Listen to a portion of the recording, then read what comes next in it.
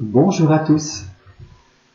Voici une nouvelle vidéo dans notre chemin d'autocompassion pour apprendre petit à petit à être davantage bienveillant envers soi. Et je le répète, avec des effets assez variés, en tout cas vraiment très positifs, comme la diminution du stress, l'augmentation de la résilience, la stabilité émotionnelle, etc. Et puis, ultimement, déployer toute sa beauté, qui est bien sûr pas sans conséquence sur une manière d'être en relation avec les autres qui est meilleure, en famille, au travail, etc. Une relation aussi au monde qui nous entoure qui en est transformé. J'aimerais commencer cette vidéo par un poème écrit par Galway Kinnell. Il est cité par Sharon Salzberg dans son livre L'amour qui guérit, qui est le livre, en tout cas Sharon Salzberg est la personne qui a inspiré Christine Neff, qui est elle-même une psychologue clinicienne qui est à l'origine de l'autocompassion. Voici ce poème. Le bourgeon est à l'image de toute chose, même de celles qui ne fleurissent pas, car tout fleurit de l'intérieur par une grâce intime. Mais il faut parfois réapprendre à toute chose sa beauté, poser sa main sur le front de la fleur et lui redire avec des mots et des gestes qu'elle est belle, jusqu'à ce qu'elle refleurisse de l'intérieur par une grâce intime.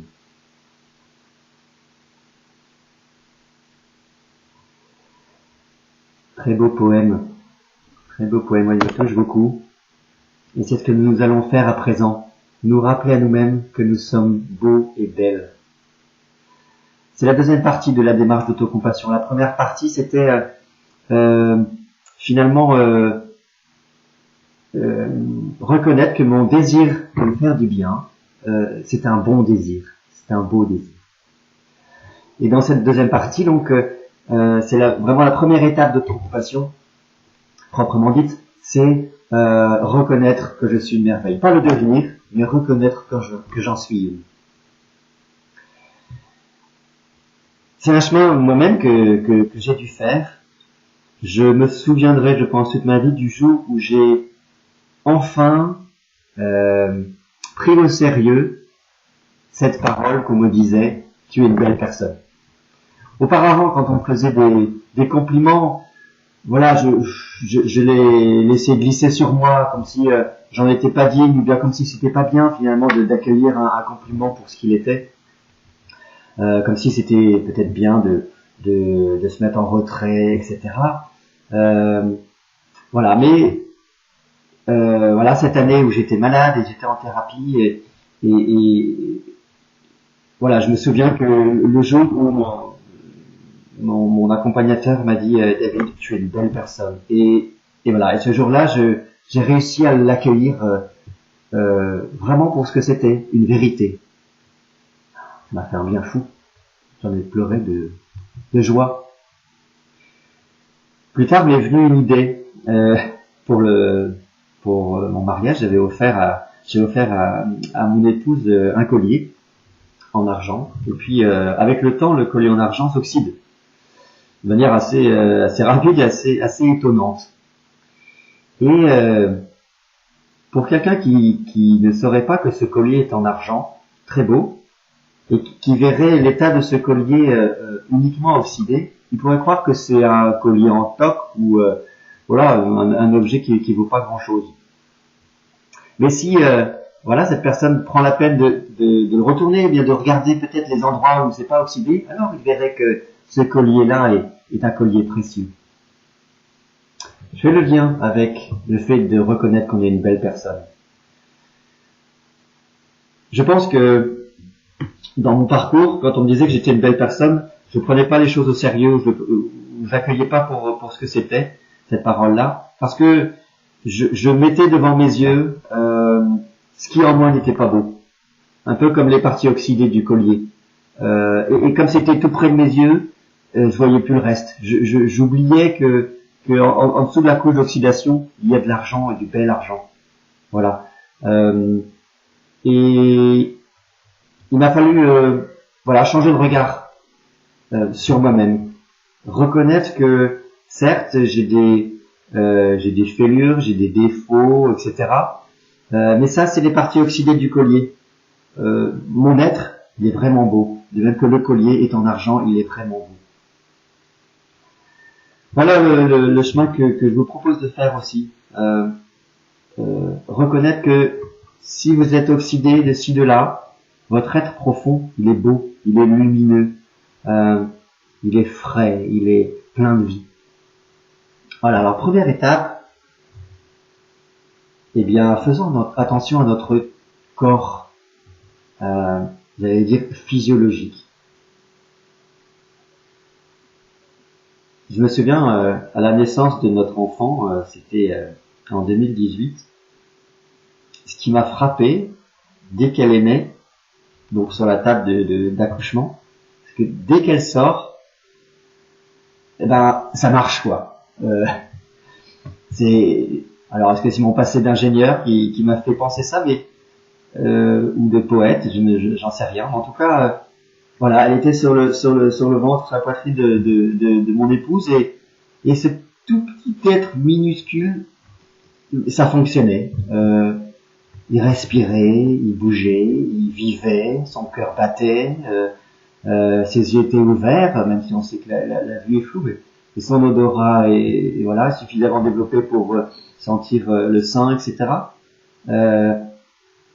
Voilà, et notre corps, il marche, quoi.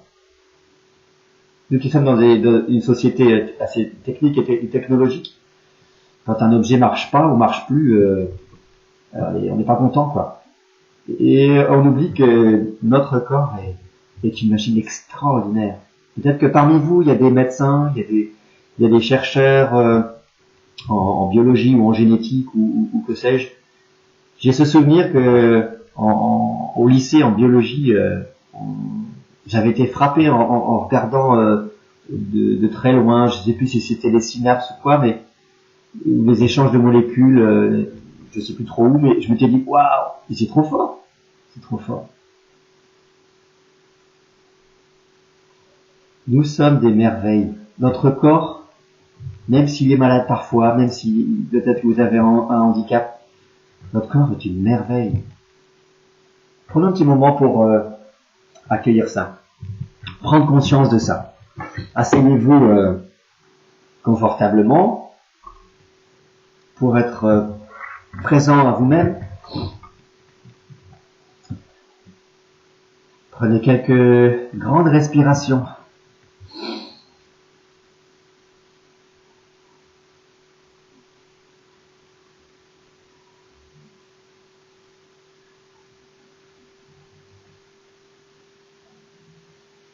Sentez l'ancrage de vos pieds sur le sol.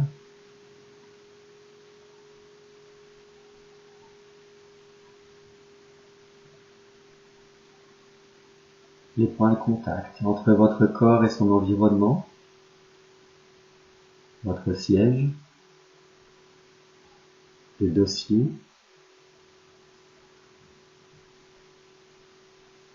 ce que vos bras touchent,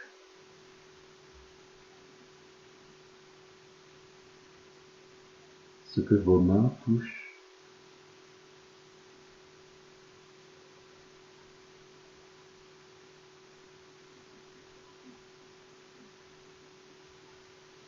Faites un scan maintenant des sons qui sont autour de vous.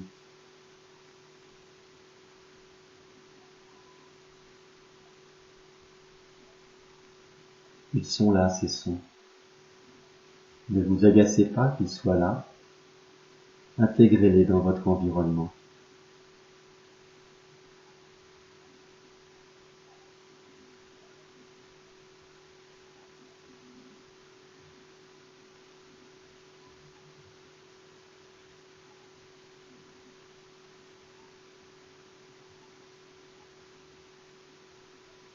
À présent, regardez-vous comme si vous étiez un caméraman debout à côté de vous, qui tournait autour de vous. Regardez-vous assis dans la position où vous êtes maintenant.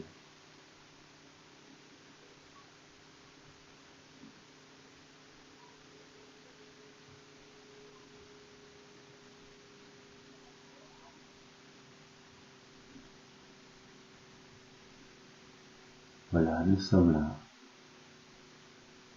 Je suis là.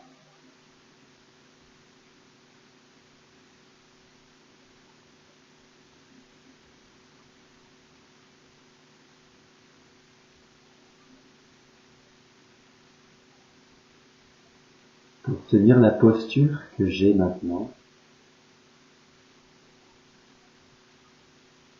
il y a une multitude de muscles qui sont mis en œuvre dans les jambes,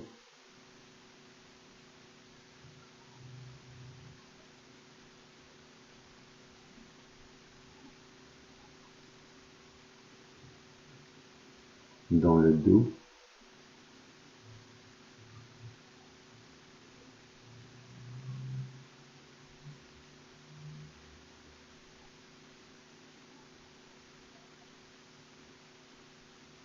les abdos et les pectoraux,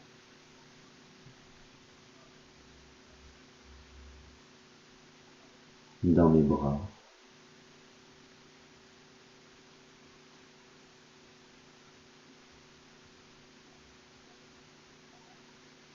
dans mon cou,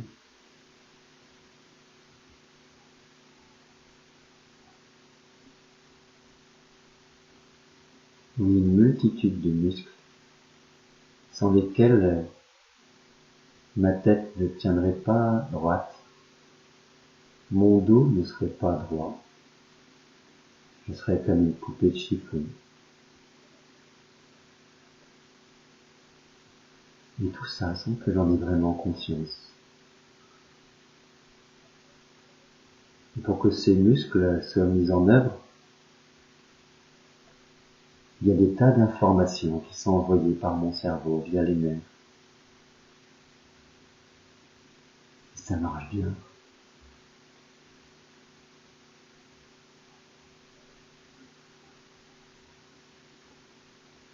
Et puis,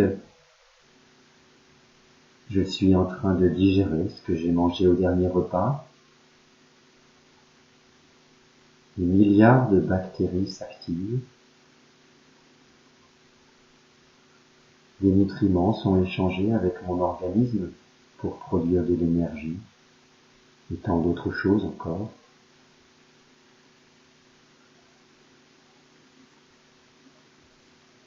Et puis je respire. Inconsciemment.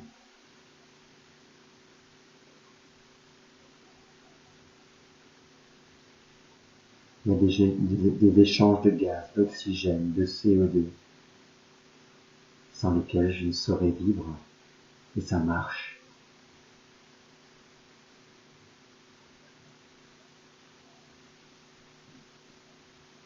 Mon cœur bat. J'essaie d'écouter les battements.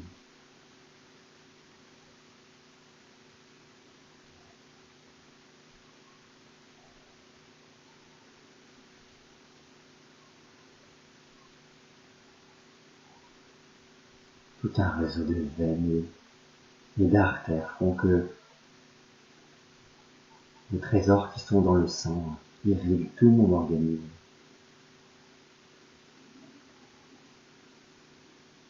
Et puis vos oreilles entendent ma voix, les mots que je prononce font sens.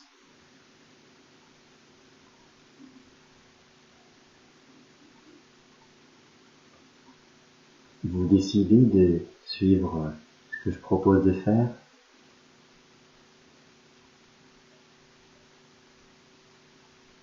Tout ça, ça marche.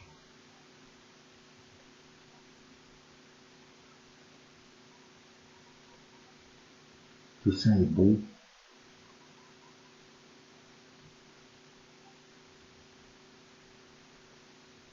Vous êtes vivant.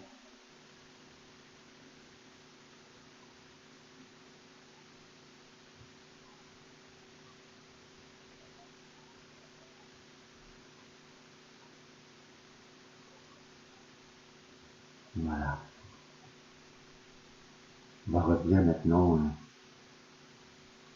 Alors ici, maintenant, nous ouvrons les yeux en prenant contact avec l'environnement. Voilà, nous avons un corps extraordinaire et ça marche. Reprenons ou retrouvons la joie peut-être naïve devant une sorte de prodige, quoi, finalement. On s'habitue à tout. C'est l'habituation égoïste, y compris au grand bonheur et aux grandes merveilles. Et ben, retrouvons l'émerveillement devant le corps qu'on a, le corps que tu as. Comme pratique, je te propose cet exercice de choisir un geste courant et de l'admirer. Par exemple, saisir ton téléphone.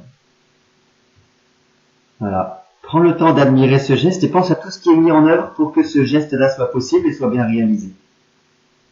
Et émerveille-toi. Voilà pour cette vidéo. On se retrouvera dans une prochaine vidéo. Vous pouvez retrouver les autres vidéos en cliquant sur les fenêtres qui vont apparaître.